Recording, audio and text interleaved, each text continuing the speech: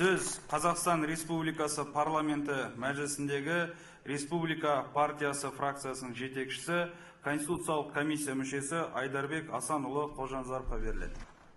Құрметті отандастар, еліміз үлкен өзгерістер кезеңіне қадам басты.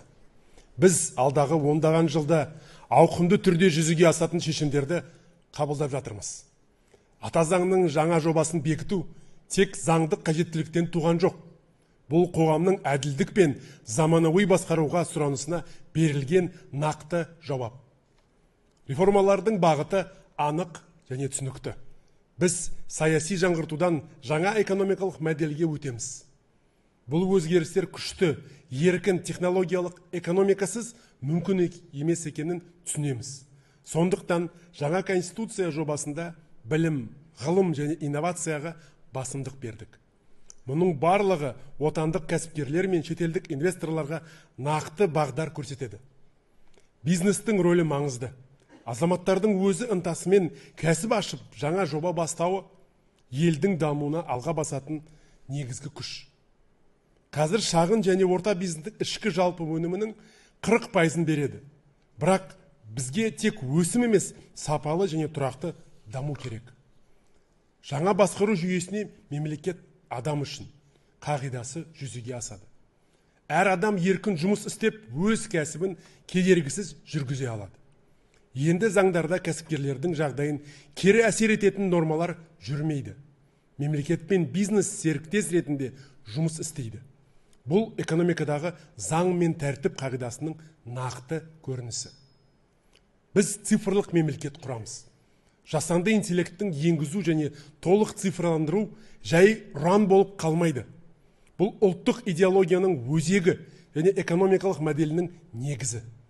Алғаш рет жеке цифрлық деректерді қорғау нормасын конституциялық деңгейде бекітеміз.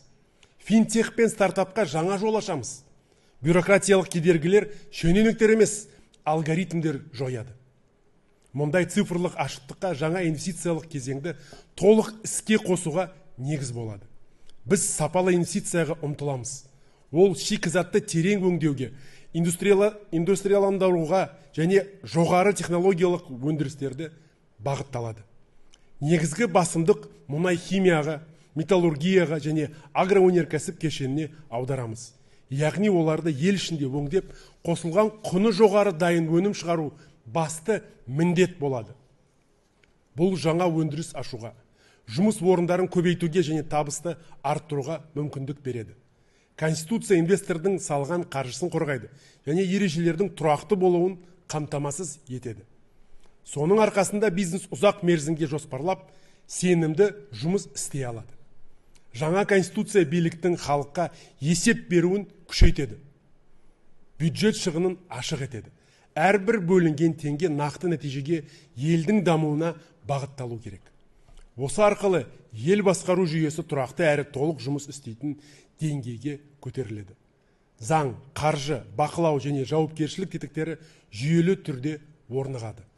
Мұндай берік жүйе экономиканы жаңаша дамытуға, технология саласына сыртқа тәуелді болмай, алға жылжуға мүмкіндік береді. Құрметті азаматтар, бірлік бар жерде күш бар, заң бар жерде тәртіп бар, кәсіпкерлік бастама бар жерде даму бар. Біз осы бағытпен қуатты Қазақстанды құрамыз. Сондықтан Республика партиясының төрағасы ретінде бүкіл мүшелердің атынан, жақтаушылардың атынан жаңа конституцияны қолдаймыз. Ата заңымызды жаңа жобасын қолдауға барлығыңызды шақырамын. Назарыңызға рахмет. Рахмет, Айдарбек Асанұлы.